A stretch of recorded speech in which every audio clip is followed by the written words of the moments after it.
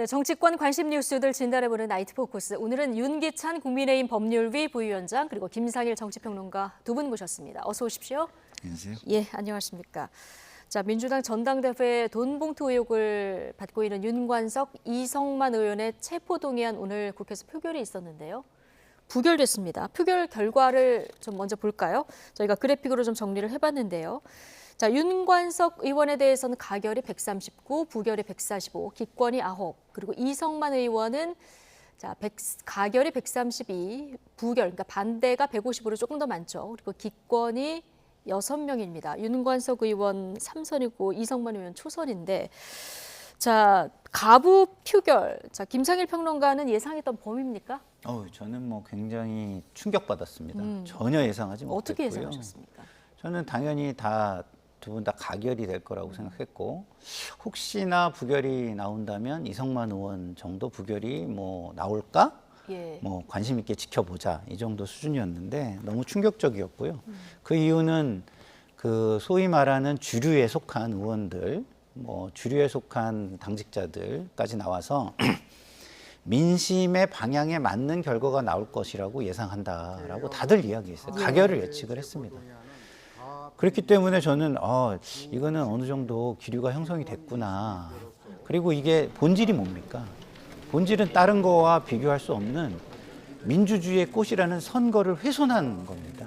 네. 민주주의 정당으로서, 그리고 민주주의에 더 앞서 있다는 민주당으로서는 가장 이것에 대해서 문제의식을 크게 느껴야 되는 어떤 사안이라고 저는 생각했거든요. 그런데 이 본질, 개별 사안과 상관없이 사실상 궤변과 특권의식이라는 집단 최면에 걸려 있다는 것을 국민에게 보여준 투표 결과가 되어버렸습니다. 네, 그래서 굉장히 좀 충격이었다, 이런 평가를 주셨는데, 자, 오늘 표결에 앞서서 본회의에 참석한 한동훈 법무부 장관은 두 의원의 구속 필요성에 대해서 굉장히 상세하게 오늘 설명을 했습니다.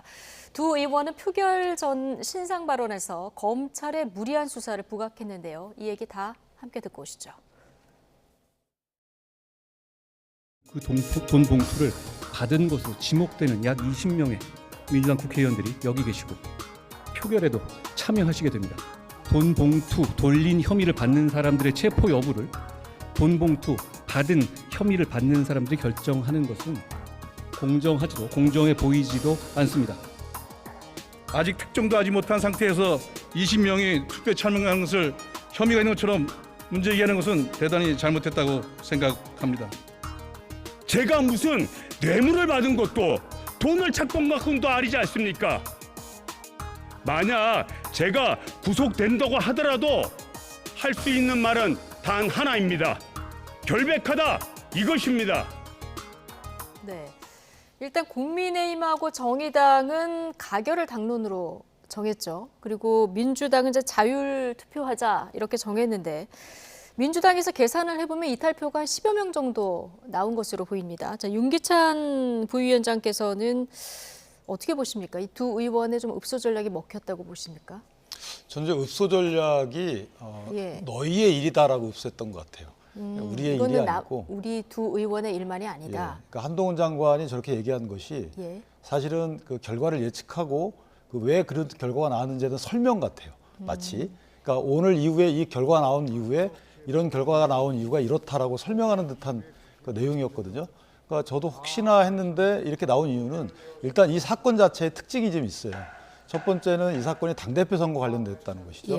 그리고 아까 20명 얘기만 했지만 윤관석 의원이 이런 보도도 있단 말이에요. 상대방에서 돈을 뿌리고 있기 때문에 우리도 뿌려야 된다. 네. 그러면은 사실 상대 이제 진영. 상대 진영에 그렇다 그러면 상당히 돈이 여기저기 여러 의원이 관련돼 있다, 돈 받은 사람이 그럴 수 있다라는 의혹이 있는 것이고 그렇다면 사실은 혐의 선상에 올라올 수 있는 의원들이 많다는 거예요. 그런 상황이고, 또 하나는 이 사건에만 중점을 둬도 지금 윤관석 의원의 입에 상당한 여러 가지가 달려 있어요. 무슨 말이냐면 증거가 진술에 의존하게끔 돼 있거든요. 돈 받은 사람들 입장에서 보면. 그러면 윤관석 의원에게 섭섭하게 하면 안 되겠다. 그 섭섭함이라는 것은 가결, 부결 둘 중에 하나거든요. 그렇다면 가결을 하게 되면 이 사건이 나중에 법원에 가서 영장 기각을 받든 구속이 되든 어쨌든 윤관석 의원이 갖는 섭섭함은 커질 거예요. 그럼 강래구 씨나 이정근 전 사무총장의 예에 비춰봐도 이것은 검찰에 굉장한 도움을 주는 행위로 비춰졌을 거예요. 그러니까 사생결단식으로 국민은 안중에 없이 이것은 오로지 민주당 내지 자기들을 보호하기 위해서 윤관석 의원에게 섭섭함을 주면 안 되겠다. 그런 취지의 심정이 많이 반영이 된 투표 결과가 아닌가라는 생각입니다. 아, 그렇군요. 송영길 후보 캠프뿐만이 아니라 다른 캠프에서도 혹시 이 돈 봉투가 오갔을 수도 있다. 이런 뭐 수사 내용이 일부 좀 전해지기도 해서 이 영향이 좀 있었을 것이다 얘기를 하셨는데. 그 한편으로 보면은요, 네. 민주당이 한동훈 장관한테 좀 계략에 넘어간 것 같은 느낌도 아. 들어요. 왜냐하면 20명의 돈 받은 사람들은 투표에 참여해서는 안 된다라는 논리를 폈어요. 네, 앞서 근데 이거는 들으셨죠? 예. 그 20명이라는 숫자가 굉장히 중요한 숫자입니다. 숫자를 보시면 알겠지만 네. 139에다 20명을 더하거나 빼거나 내지는 145명, 145명에다가 20명을 더하거나 이제 빼거나 하면은 이 결과가 뒤집힐 수도 있는 숫자가 네. 20명이에요. 그런데 한동훈 장관의 논리가 굉장히 박약하거든요. 왜냐하면 이 투표는요, 당사자도 투표에 참여합니다. 근데 당사자도 투표에 참여하는데 관련자 20명이 투표할 자격이 없다라고 굳이 말할 이유가 왜 있을까요? 윤관석, 이것은 이성만 그러면 본인도 결과적으로 한동훈 장관의 말도 안 되는 그죠. 민주당 의원들을 자극하려고 일부러 한 얘기가 아닌가. 결과적으로 자극했다기보다는 자극하기 위해서 일부러 해서 계략인 이렇게 것 보시는 같아요. 건가요? 예. 왜냐하면 논리가 성립이 안 돼요. 왜? 네. 윤관석, 이성만 의원 본인들도 투표를 해요. 근데 20명이 제척이 돼야 된다는 예. 논리가 성립될 수 있습니까? 그렇게 법리와 법적인 논리를 잘 세우는 한동훈 장관이 예. 그런 말도 안 되는 논리를 세워서 말을 굳이 했다. 저는 이것은 좀 국회의원들을 자극해서 오히려 방탄정당 이미지를 민주당에 씌워가지고 가야 되겠다라는 정치적 의도가 더 있었고 그 계략에 예. 민주당이 오히려 넘어간 것 같다 이런 느낌마저 듭니다. 근데 이제 그러니까 민주당에서 이렇게 보는 이유로 영장 기각이 될 수 있는 그런 부담을 좀 덜고 또 하나는 이제 방탄 프레임을 민주당이 가져가게 하는 노림수가 있을 것이다. 이제 민주당에서 이렇게 보는 분들이 있는데 오늘 한동훈 법무부 장관 여기에 대해서 뭐라고 얘기했냐면 그럼 민주당이 제대로 표결을 하려다가 욱해서 바꾼 거냐 이렇게 또 얘기를 했거든요. 어떻게 보십니까? 그런 논리는 사실 안 맞는 거죠. 왜냐하면 한동훈 장관이 저렇게 한 이유는 제가 추측컨대는 20명 이 분들은 사실은 투표에 가결로 가기 어려워요. 솔직히 인간 심정으로 내가 관련돼 있는데 가결하겠습니까? 그러면 20명이란 분들은 가결하기 어려우니 나머지 분들 부결할 수밖에 없으니 나머지 분들이 정신 똑바로 차리고 가결시켜 달라라는 취지죠. 뭐냐면 그래야 오해를 안 받는다. 왜 그러냐면 보통 무기명 투표이기 때문에 뭐 어제만 해도 문자를 2번씩 다 돌렸다고 제가 알고 있어요. 들어서 알고 있습니다. 그 정도로 당사자들은 되게 심정이 안타깝겠죠. 그러니까 호소를 많이 했을 거예요. 네. 그래서 나 하나 부결해도 괜찮겠지라는 심정에서 벗어나서 당 전체가 국민적 오해를 받지 않으려면 20명은 어쩔 수 없으니까 이게 불공정한 투표다. 그러니까 나머지 분들도 국민적 오해를 받지 않도록 가결 투표에 힘써달라. 이런 행간이 숨어 있는 것이죠. 그렇지 않고 저렇게 얘기할 리가 없는 것이고 또 하나는 영장을 청구한 부서의 지휘권을 갖고 있는 그 법무장관으로서 일단 구속이 되면요. 수사에 상당히 이롭습니다. 아시다시피. 일단 본인 심리적 저항성이 무너져요. 그러니까 여러 가지 진술에 의존할 수밖에 없는 상당 부분 돈 받은 의원들을 특정하려고 그러면 특정이 된지 안 된지 모르지만 돈 준 사람의 자백이 굉장히 중요하잖아요. 그 자백을 또 보강하는 증거가 있어야 되는 것이고 이런 상황이라서 구속을 시켜주면 상당히 도움이 됩니다. 이건 뭐 수사의 기본이에요. 그런데 그 구속을 일부러 포기한다? 이거는 사실은 이게 어렵죠. 아니 한동훈 장관에 대한 반감을 가지고 있는 민주당에 20명이 그러니까 똑바로 투표해 주십시오 이렇게 얘기를 한다는 논리는 저는 맞지 않다고 보고요. 만약에 그런 생각이 조금이라도 있고 관철하려면 20명 얘기를 아예 안 꺼내는 게 훨씬 도움이 되는 오히려 거라고 전략적으로 게 생각합니다. 좋았을 것이다. 이렇게 근데 보시는 제가 거예요. 하나만 더 더하면 예, 짧게요. 예. 민주당에도 양심 있는 국회의원들이 많을 것이다라는 기대를 갖고 그런 말을 했을 수 있죠. 20명 이런 분들은 인간적으로 투표를 가결할 수 없기 때문에 예. 나머지 분들이 이걸 가결 투표를 해달라라는 읍소 형태의 말일 수도 있어요. 근데 전체적인 분위기는 가결 쪽이었어요, 사실은. 그렇기 때문에 네. 이게 가결로 당연시 그러니까 되기 저게 때문에 오히려 악영향을 아니죠. 미치는 거죠. 나 하나 부결 간다 하더라도 뭐가 문제가 있겠거니라는 심리를 갖고 있을 수 있잖아요. 그러니까 사실 20명을 빼면 그렇지 않다라고 한동훈 장관이 본인이 그런 형태의 자각을 깨워줄 수 있는 거죠. 이렇기 때문에 투표를 잘 해주십시오라는 읍소를 그런 식으로 돌려서 할 수 있는 거죠. 근데 네. 저 같은 민주당원들이 자, 예. 한동훈 장관에게 가지는 불신에 대해서는 지금 못 알겠습니다. 느끼셔서 그런 말씀을 자, 하시는 것 오늘 같아요. 그 한동훈 장관의 발언에 대해서 자, 국민들이 보시고 어떻게 생각하시는지 각자 좀 판단을 좀 하실 것 같고요. 자, 그런데 지금 민주당 의원이거나 탈당한 의원에서 지금 한 4명 정도 부결이 된 상황입니다. 이전에 노웅래 의원을 보면 찬성이 101명, 그리고 반대, 부결이 161명이었거든요. 그리고 이재명 대표는 찬성이 반대보다 한 표가 더 많았어요. 네, 그런데 출석 과반이 안 돼서 이제 무효가 된 거죠. 그렇죠. 자, 이번에 이탈표가 이때보다 더 적었던 이유는 어떻게 보고 계십니까? 앞서 얘기한 이유와 뭐 비슷합니까? 그렇죠. 예, 기본적으로는 이재명 당대표의 그 혐의는 확장성이 좀 작아요. 한 예. 진영에 국한돼 있고. 그런데 아까 우리 윤기찬 위원장님 잘 설명을 해주셨지만 이거는 상대 진영도 돈을 뿌리니 우리도 뿌려야 된다 이런 진술이 거기 있단 말이에요. 예. 그러면은 예를 들어서 이성만 의원과 윤관석 의원이 검찰에 들어갔다 와서 보고 들은 것들을 기존 의원들한테 이야기하면서 불안감을 좀 조성을 했을 가능성도 분명히 저는 존재한다고 봅니다. 예. 그러면 아 이게 내일이 될 수 있구나라고 느낀 의원들의 숫자가 상당히 늘어났을 수도 있다. 이렇게 좀 추론을 해볼 수 있는 부분은 분명히 존재하는 것 같습니다. 네. 결과적으로 지금 국민의힘 하용재 의원 제외하고 현 정부 들어서 체포동의안이 국회로 넘어온 분들 중에서 4명이 다 이제 부결이 된 이런 상황이 된 건데요.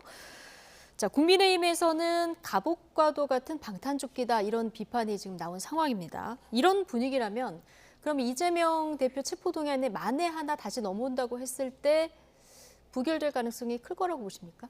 저는 시간이 조금 더 걸린다면, 늦춰진다면 가결될 가능성도 있죠. 아, 시간이 좀 더 지난다면. 왜냐하면 지금 이 사건은 이재명 당대표의 장악력하고는 상관이 없어요. 저는 그렇게 예. 생각합니다. 의원들 개인들에 관련된 것들이거든요. 그러니까 의원들 개인들 당사자가 자기 자신이라고 생각할 수도 있는 것이고 또 뭐 20명이라는 검찰의 시각이 맞다면 그 20명은 윤관석 의원의 입을 바라볼 것이고 그 입을 막기 위해서 당연히 부결에 투표할 수밖에 없는 이런 예.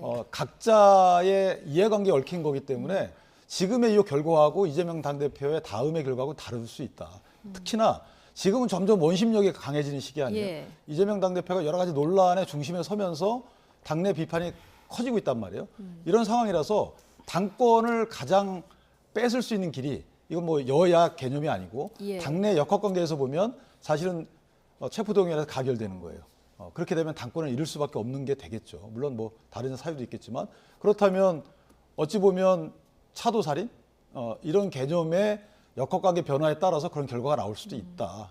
저는 그렇게 생각합니다. 그러니까 이재명 대표 건은 시간이 지나면 어떻게 될지 모른다. 이번 건은 이 특성상 나도 자유롭지 않을 수 있다라고 생각하는 의원들이 좀 많았기 때문에 좀 동일선상에 놓고 비교하기는 어렵다는 설명을 해주셨는데, 자, 민주당 어쨌든 최근에 분위기 좀 바꿔보자고 해서 뭐 혁신위원회도 출범시키려고 하는데 네. 오늘 의총 열었어요. 혁신위원장 혹시 발표될까 했는데 오늘도 발표가 되지는 않았더라고요. 네, 뭐 그런 논의는 뭐 하나도 못했다고. 예, 제가 얘기를 의총 들었고요. 분위기가 어땠다고 전해집니까? 총 분위기는 뭐 혁신의 방향, 왜냐하면 지난번 사실상 혁신위원장의 낙마를 통해서 네. 이재명 당대표의 혁신 방향이 비명계에서 요구했던 혁신의 방향하고 다르다는 게 사실상 확인된 거 아니겠습니까? 그래서 혁신의 방향에 대한 요구 이런 것들이 굉장히 많았었는데 이재명 당대표는 뭐 끝까지 뭐 그렇지 않다는 읍소를 계속해서 예. 한 것으로 저는 들었고요. 예. 그 얘기는 뭐 앞으로의 혁신은 만드는 것이 무의미하고 만들어지면 오히려 좀 전에 써주신 그 사자성어 제가 많이 쓰는 사자성어인데 차도살인 네. 오히려 본인이 하고 싶은 일을 혁신위를 통해서 남의 손을 빌어서 하는 혁신위가 될 가능성이 상당히 높아졌다. 예. 저는 이렇게 좀 보여집니다. 네. 뭐 오늘 여러 가지 이제 갑론을박이 오간 것으로 전해지는데 교통 정리가 된 부분이 하나 있더라고요. 상임위원장 그 선출 기준 관련해서 좀 논박이 있었는데 이 기준이 정해졌어요. 최고위원 포함해서 당직 그리고 뭐 장차관, 고위직을 맡은 분들은 여기서 배제하기로 결정이 내려졌는데 자, 정청래 최고위원 행안위원장 사수하겠다 얘기했는데 뭐 자연스럽게 정리가 된 거죠. 뭐 예. 받아들이겠다 얘기도 했고요. 받아들일 수밖에 없겠죠. 예. 왜냐하면 이게 좀 원래 관례가 저렇다고 저는 알고 있습니다. 관례가 저랬는데 전반기에 국내심과의 이 심겨루기에서 이제 서로 간에 양보 안 해가지고 18개 상임 면적을 다 가져가셨잖아요. 거기서 인원이 모자라는 겁니다. 뭐 3선 이상 하다 보니까 안 되니까 장차관도 했던 분도 끌어다 다 넣고 했는데 그것이 지금까지 그 관리가 이어질 수는 없죠. 왜냐하면 원복이 됐으니까. 예. 그래서 아마 그것은 정청래 그 위원장이 받아 저걸 관철시키기는 어려웠을 거고 저게 만약 관철시킨다고 했으면 당내 갈등이 더 커졌을 거예요. 그래서 아마 예. 이재명 대표 입장에서도 저런 개인적인 이권과 관련된 문제를 명분 삼아서 당내 갈등 전선을 강화시키기는 어려웠을 거예요. 그래서 아마 저 부분은 이재명 당대표 입장에서도 정리를 위해서 노력을 했을 거다. 좀 그렇게 생각합니다. 그리고 이재명 대표의 노력도 좀 있었을 것이다. 어쨌든 정청래 의원은 나는 그 행안위원장을 하려고 했다기보다는 어떤 논의 과정이 중요했다 이렇게 얘기하면서 오늘 선당후사하겠다 승복을 하는 이런 메시지까지 내는 모습 보고 오셨고요. 자, 여야 대표들이 주고받는 설전 수위가 좀 높아지고 있습니다. 이재명 대표를 만난 자리에서 나온 주한 중국 대사의 발언 그리고 일본 오염수 방류 등의 정치 현안을 둘러싸고 지금 서로 날선 발언을 쏟아내고 있는데요. 자, 이 발언 직접 듣고 오시겠습니다. 중국 대사에게 우리나라 국내 정치에 관여하라고 멍석을 깔아준 행동은 그냥 넘어갈 수 없는 결정적 실책입니다. 이재명 대표는 도대체 어느 나라 정치인이고 어느 나라 정당의 대표입니까? 중국 공산당 한국 지부 지부장인지 제1야당 대표인지 입장을 분명히 하시기 바랍니다. 오직 가장 큰 피해를 입는 대한민국의 윤석열 정부만이 오염수 방류를 침묵으로 사실상 용인하고 있습니다. 기가 막힌 오염수 동맹입니다. 여당 대표가 지난주에 일본 대사와 만난 이유가 국민들에게 오염수를 선물하기 위한 작업이었냐 이런 비판까지 나옵니다. 네, 공산당 한국지부 지부장이냐, 오염수 동맹이냐, 뭐 당 대표끼리 주고받는 직접 설전을 지금 듣고 오신 건데요. 자, 싱하이밍 발언 관련해서는 지금 파장이 오늘도 이어지고 있더라고요. 네. 뭐 주말에는 맞초치까지 좀 이어진 상황에다가 오늘은 양국 정부 간에 또 이제 설전도 오간 네. 이런 상황이라서 어떻게 보십니까? 한중 갈등이 좀 커지는 모습인데요. 한중 갈등은 뭐 계속해서 커지고 있었고요. 네. 근데 이제 그것을 또 이렇게 반격하는 장을 사려 깊지 못하게 민주당 당대표가 열어줬다는 부분은 뭐 사려 깊지 못하다. 저는 예. 뭐 다른 방송에서도 그렇게 비판을 했고요. 그렇지만 못지않게 김기현 당대표의 일본 대사를 만나서 일본 대사의 어떤 그 일본의 이해를 세일즈해주는 모습도 저는 적절치 않았다고 봅니다. 네. 그래서 양쪽 다 저는 그 서로 이렇게까지 비난하는 게 참 내로남불이다 이렇게 느껴져요. 그리고 이재명 대표 같은 경우는 제가 볼 때는 지금 일본 대사를 만난 부분에 대해서 중국 대사를 만난 부분에 대해서 뭐 경제적 이익이나 이런 거를 뭐 좀 확보하고 오염수에 예. 공조하기 위해서 그랬다라는 의도 자체는 사려 깊지 못했지만 의도 자체는 인정받을 수 있는 거라고 보는데 저는 김기현 당대표의 일본 대사 만남은요 의도 자체도 저는 인정받을 수 없다고 봅니다. 그리고 지금 그 입장 자체가요. 그런 입장을 취하려면 자기 반성과 사과가 선행돼야 되는 이유가 예. 김기현 대표가 일본 정부의 후쿠시마 방사능 오염수 방류 결정 규탄 및 원전 오염수 안정성 확보를 위한 대한민국 정부의 적극적인 대책 촉구 결의안을 낸 16명 발의자 중에 한 분이에요. 그럼 이런 발의를 했던 분이 네. 지금 180도 틀려진 입장으로 야당을 공격하고 있고 야당 대표를 공격하고 있어요. 예. 예? 그리고 뭐 일본을 뭐 사실상 편을 들어주고 세일즈를 해주고 있단 말이에요. 그러면 이게 과연 과거에 대한 사과나 왜 입장이 변했는지에 대한 국민에 대한 설명이 없이 이렇게 하면 사실상 국민을 가지고 노는 것뿐이 안 되는 거 아니겠습니까? 저는 그런 측면에서 김기현 대표가 이재명 대표보다 이 부분에 대해서는 좀 더 나쁘다고 생각합니다. 김기현 대표는 의도가 더 있어 보여서 예. 김기현 대표가 더 나쁘다 나쁘다. 예. 이렇게 보셨는데 예. 하나만 좀 추가해서 질문드리면 이재명 대표가 이제 네. 의도하지는 않았겠죠. 네. 그렇게 15분 동안 발언할 거라고 생각하지는 그렇죠. 않았겠습니다만은 쭉 듣다 보면은 네. 중간에 적절하지 않으면 조금 저지를 그 자리에서 했어야 되는 거 아니냐 이렇게 지적하시는 분들도 있더라고요. 그게 이제 당연히 뭐 그랬으면 예. 좋았겠죠. 저도 그랬어야 한다고 보는데 이게 본인들이 홍보를 하기 위해서 생방송을 깔아놓은 거란 말이에요. 예를 들어서 이게 방송이 안 나가고 있으면은요, 예. 저는 그랬을 것 같아요. 이렇게 15분을 막 읽으면 15분을 견디기도 힘들어요. 사실 정치인들은 더 그렇습니다. 자기가 말을 할 때는 굉장히 네. 짧게 느껴지지만 남이 얘기할 때는 1분이 막 한 1시간처럼 느껴지는 분들이에요. 그러면 15분 하고 이야기를 하면은 아마 비공개했으면 그랬을 거예요. 하시는 말씀 충분히 알겠으니까 그 10장 그거는요, 좀 우리 비서실장한테 좀 넘겨주시고요. 네. 이런 식으로 아마 얘기를 했을 거예요. 근데 방송이 이렇게 그대로 적나라하게 나가는데 거기다 대고서 딱 껴들기가 예. 뭐 순간적으로 쉽지는 않았을 거다 이런 생각이 좀 듭니다. 자, 윤기찬 부위원장 두 분의 설전 어떻게 보셨습니까? 그래서 저는 뭐 이 발언의 강도 이런 걸 떠나서 내용으로 보면 이재명 당대표께서 말씀하시는 게 와닿진 않죠. 왜냐하면 본인 스스로도 얘기했잖아요. 그 당시 중국 대사의 발언이 마땅치 않았다. 그런 취지로 말씀하셨단 말이에요. 그럼 뭐가 마땅치 않은지에 대해서 반론을 제기해야죠. 그 반론을 제기 안 하셨어요. 이것이 외교적 입장에서 보면 야당 대표에 대한 말이라 하더라도 생중계되고 있었잖아요. 국민이 다 듣고 있습니다.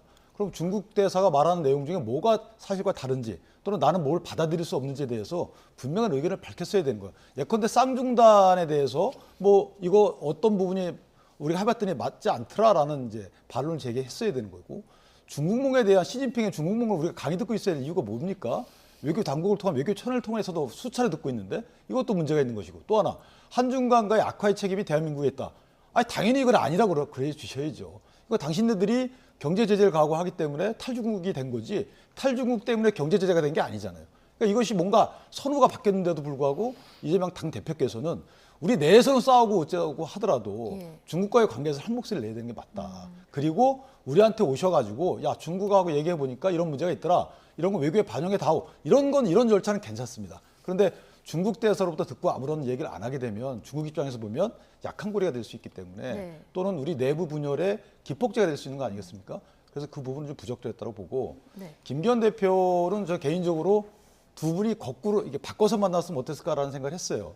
김기현 대표는 사실 중국 대사를 그렇죠. 만나고 이재명 대표는 일본 대사를 만나는 게 맞아 보여요. 예. 근데 어쨌든 서로 간에 그 마땅치 않은 만남을 가졌는데 김기현 대표의 만남은 뭐 찬성한 게 아니고 방류를 찬성한 게 아니고 자 방류는 불가피한 겁니다. 사실은 솔직히 말씀드리면 이런 상황에서 우리 국내의 여론이 이러니 국민적 불안이 심하니 예. 이것들을 해칭할 수 있는 여러 가지 조치를 해달라라는 말씀 분명히 했단 말이에요. 그렇기 때문에 이 만남이 마치 뭐 동맹, 방류 동맹 이런 식의 그 네이밍을 하는 것은 이것은 진짜 정쟁으로 바라볼 네. 수밖에 없는 것이고, 김기현 대표의 만남을 두고 예컨대 우리 국민 불안이 심한데 조금 더 심하게 이렇게 하면 어떻겠느냐 이런 비판은 가능하죠. 그런데 그 만남 자체에서 오간 내용과 사실과 다른 그런 네이밍을 하는 것은 맞지 예. 않다. 근데 여기 좀 반론 드릴 수밖에 없는 게요. 오염수 방류가 벌써부터 불가피하다라고 얘기하는 건 전 맞지 않다고 봅니다. 지난번에도 저희 둘이 토론하면서 그런 얘기 했었죠. IAEA에 오히려 우리가 가지고 있는 검증 자료를 더 보내고 해서 영향을 줘야 된다. 과학적으로 이런 이야기를 했었잖아요. 네. 그럼 그런 노력을 하는 게 맞아요. 왜? 아니 이게 피해가 있을지 없을지 어떻게 장담하겠습니까? 그러면 일단은 방류를 안 하기 위한 노력을 하는 것이 국익에 부합하는 겁니다. 그렇기 때문에 벌써부터 불가피하다고 말하는 것부터도 저는 맞지 않다고 보고요. 그리고 또 하나 그 이재명 당대표가 반중 어떤 뭐랄까 충돌, 중국과의 어떤 충돌을 좀 격화시키는 역할을 한 건 맞아요. 그렇지만 이전에 이 현 정부가 반중 노선을 명확히 하면서 충돌을 더 격화시키는 일을 했어요. 그래서 제가 방송에서 여러 번 말씀드렸습니다.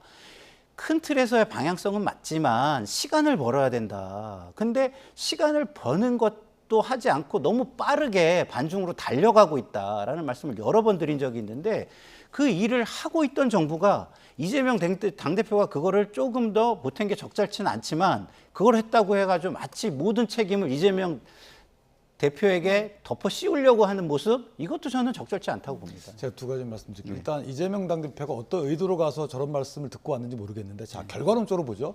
다녀오셔서 한중 관계가 더 좋아졌습니까? 악화됐어요. 솔직히 말해서 갈등이 심해졌어요. 지금 갈등이 너무 선명해졌습니다. 이걸 하나 봐야 되는 것이고, 또 하나는 오염수 방류 문제는 사실은 일본이 방류 결정을 하게 되면 막기는 어려워요. 이건 솔직히 현실적으로 그렇습니다. 이것을 국제적으로 제재를 가하자, 제한을 가하자는 겁니다. 예컨대 알프스라는 게 2013년 도입이 됐잖아요. 그 기계를 걸러서 그 걸러 나온 물의 농도, 성분 등을 보니 WHO에서 인정하는 이런 범위 내에 들고 나면 이런 모든 과정을 IAEA가 검증하자. 그럼 불가피하게 받아들일 수밖에 없지 않느냐. 이런데 국제적인 어느 정도의 합의가 된 거란 말이에요. 여기에 부합하는 행위를 일본이 하고 있는지를 잘 감시하자. 여기까지는 사실 전 정부도 여기에 대해 반대를 안 했던 거예요. 옛날 정의원 네. 실장은 그랬잖아요. 이런 현실을 무시하고 야당 입장에서 제기할 수 있는 문제 범위를 넘어선다는 거죠. 자, 그러면 어떻게 하겠다는 거죠? 자, 이 상황에서 우린 무조건 반대한다. 그 이후에 어떻게 할까요? 뭐 국제 분쟁 절차로 갈까요? 아까 사법재판소 나오던데 가면은 IAEA의 검증 절차를 네. 거친 거기 때문에 우리가 져요. 아니, 알겠습니다. 근데 자, 보세요. 네. 지금 정부의 인사가 아니잖아요. 김기현 당대표는 정치인입니다. 국민의 이익에 부합하게 이야기를 하는 게 정부에 오히려 레버리지가 돼주기도 해요. 그런 차원에서 볼 때 이거는 윤석열 대통령 발밑에 머리를 조아리고 거기에 잘 보이려고 하는 거 외에는 그 의도를 알 수가 없어요, 저는. 저는 이재명 당대표가 그럼 싱하이밍 그 중국 대사에게 가서 강의 듣고 온 의도는 뭡니까? 그건 제가 말씀을 드렸듯이 기본적으로 그게 의도가 아니고 거기에 머리를 포커싱이 조아리고 네. 높은 포커싱이 안 보급이라고. 돼 있었다라는 거죠. 그래서 순간적인 반응을 잘 해줬으면 좋겠지만 사려겹지 못했다라고 예, 제가 말씀을 알겠습니다. 드리는 겁니다. 지금 뭐 중국 현안, 일본 현안을 가지고 두 대표 설전을 가지고 얘기했는데 두 분의 의미 있는 논쟁을 좀 들었고요. 어쨌든 IAEA가 지금 어차피 검증 결과를 내놔야 되니까 김상일 평론가께서는 검증 자료를 우리가 조금 더 잘 하라고 이렇게 압박할 수 있는 조치들도 필요하다. 이 부분은 윤기찬 부위원장께서도 지난번에 같이 말씀해 뭐 주신 의견 거죠. 일치를 한 부분이라서요. 오늘 시운전도 또 시작이 돼서 좀 국회 차원의 대책이 좀 필요할 것 같고요. 자, 두 대표 설전에서 아들 의혹을 두고도 지금 꼬리물리 설전이 있던데요. 윤기찬 부위원장님, 이거 어떤 의혹입니까? 그러니까 이건 진짜 좀 쓸데없는 예. 것 같아요. 네. 왜냐하면 이 코인 유예 조치, 코인에 대한 그 소득, 거래 차익에 대한 과세를 하자, 이것을 유예하자라는 게 2021년도 6월 달에 유행이었어요, 사실. 그때는 이제 청년들이 가상화폐 투자를 많이 하던 때거든요. 근데 위험에 노출된 상태에서 가상화폐 투자로 인한 수익에 대해서 과세하는 것보다는 예. 뭔가 위험 이런 그 시스템을 다 정비한 다음에 그다음에 과세하자라는 것이 김기현 대표뿐만 아니었고 모든 정치인들이 하던 얘기였어요. 예. 그때 그런 얘기를 했고요. 네. 그 뒤에 5개월 뒤에 아마 아들이 그 블록체인 관련 업체, 중소기업 업체입니다. 그럼 김기현 대표가 가상자산 과세 유예를 주장했다. 이거는 아들이 취업하기 전입니까? 5개월 전이죠. 5개월 전. 예, 그러니까 5개월 이후에 이제 아들이 취업을 했는데 그 취업한 업체도 그러니까 직원으로 취업을 한 거고 뭐 가상화폐 관련된 주식도 하나도 갖고 있지 않고 하기 때문에 뜬금없다는 거죠. 그러니까 네. 뜬금없으니까 이재명 대표의 아들에 관련된 또 뜬금없는 문제 제기를 한 거예요. 저는 그래서 두 분 자체가 이것은 맞지 않는 국민께 어떻게 보면 신뢰되는 문제 제기 네. 설전이다 이렇게 생각합니다. 두 분 모두 이 부분을 좀 넘치는 설전이다 이렇게 얘기를 해주셨는데 이러다 보니까 김기현 대표는 또 이재명 대표 아들의 도박, 성매매 의혹까지 소환한 이런 상황까지 왔거든요. 자, 두 분이 얼마 전 대화하자 이렇게 얘기도 하고 좀 만날 것 같은 분위기도 감지가 됐는데 그럼 주말 사이에 이거 다시 원점으로 돌아간 겁니까?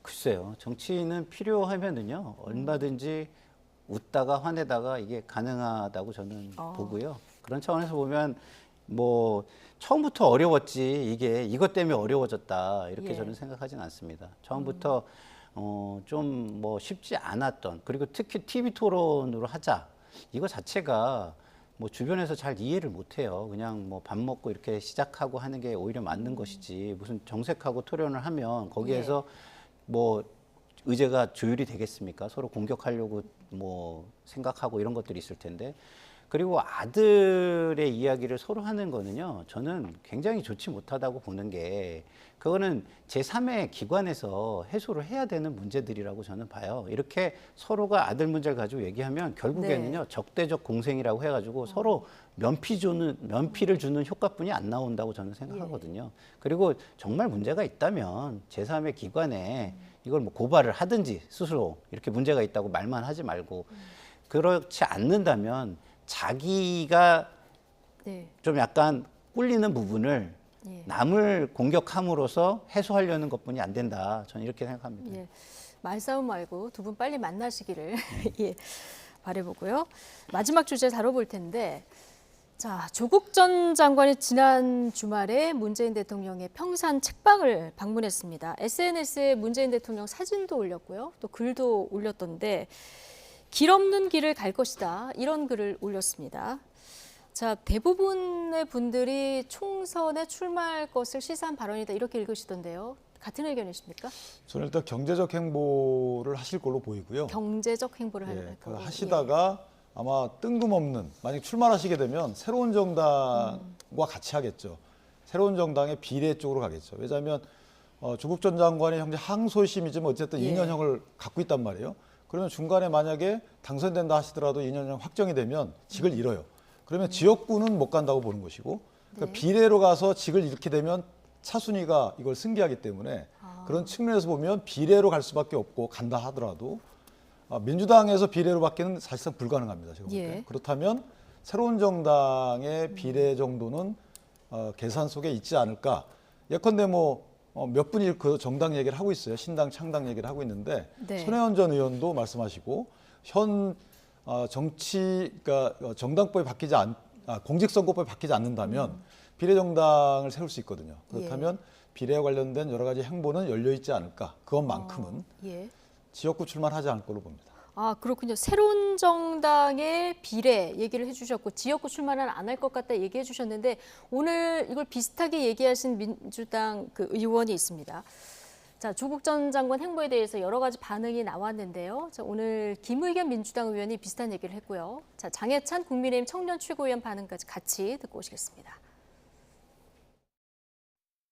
조국 전 장관에게 주변에 있는 많은 분들이 출마를 권유하기 시작한 건 좀 됐습니다. 윤석열 정부가 보이고 있는 검찰 독재의 어떤 대항마로서의 상징적인 성격, 이런 것들 때문에 그런 건데요. 몇 가지 좀 전제 조건들은 다들 있어요. 제일 큰 전제 조건은 민주당과 무관하게 독자적으로 나간다라고 하는 게 거의 모든 사람들의 공통된 의견입니다. 내로남불 조국도 나오고 부동산을 망친 김현미도 나오고 소득주도 성장을 밀어붙인 김상조 장하성도 나오고 다 나와서 국민의 심판을 받으십시오. 민주당이 제발로 다시 조국의 강에 빠지겠다는데 말릴 이유가 없습니다. 대환영입니다. 다만 길 없는 길의 종착지는 감옥입니다. 자, 김의겸 의원 발언 먼저 볼까요? 민주당과 무관하게 독자적으로 나간다는 게 거의 대부분의 공통된 의견이다, 이렇게 얘기했는데, 네. 조금 전에 윤기찬 부위원장께서 전망하신 네. 이 얘기라고 보면 될까요? 뭐 그런 방식이 될 수도 있고요. 네. 무소속 출마 방식이 될 수도 있고 그렇다고 봅니다. 근데 조국 전 장관께 제가 드리고 싶은 얘기가 네. 있어요. 길이라는 거는요, 많은 사람이 걸어가야 길이 만들어지는 거지 혼자 간 길을 길이라고 하지 않습니다. 그건 본인만 길이라고 우기는 거죠. 국민 상식을 망치는 길입니다, 그게.